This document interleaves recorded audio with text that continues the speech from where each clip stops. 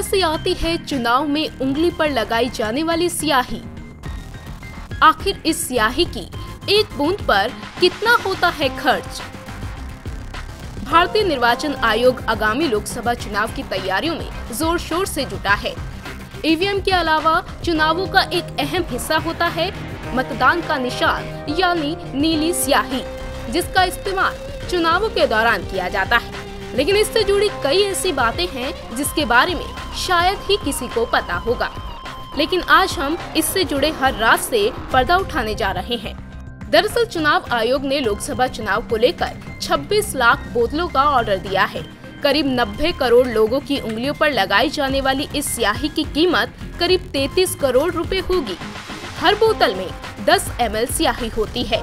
26 लाख बोतल पर कुल खर्च 33 करोड़ यानी हर बोतल पर करीब 127 रुपए खर्च।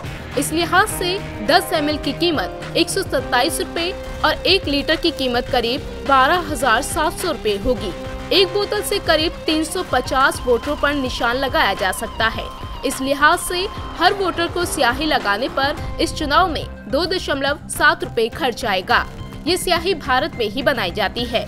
Mysore paint and varnish limited नाम की कंपनी इस स्याही का प्रोडक्शन करती है। कंपनी इसे रिटेल में नहीं बेचती है।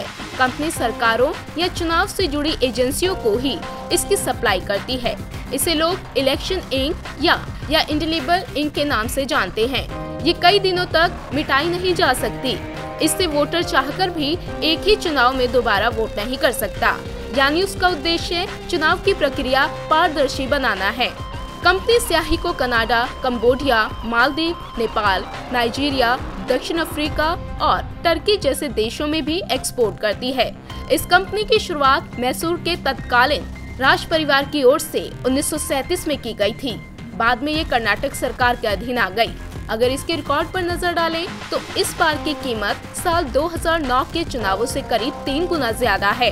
2009 में स्याही की कीमत 12 करोड़ रुपए पड़ी थी। वहीं साल 2014 के मुकाबले इस पर पक्की स्याही की 4.5 लाख बोतलें ज्यादा मंगाई गई हैं। हर पोलिंग बूथ को 2 बोतलें दी जाती हैं। इससे ज्यादा बोतलों की खपत यूपी में होती है, जहां करीब 3 लाख बोतलें इस्तेमाल होती हैं, जबकि सबसे कम बोतलें करीब 200 लक्षद्वीप में इस्तेमाल होती है। इंडिया न्यूज़ वायरल की रिपोर्ट।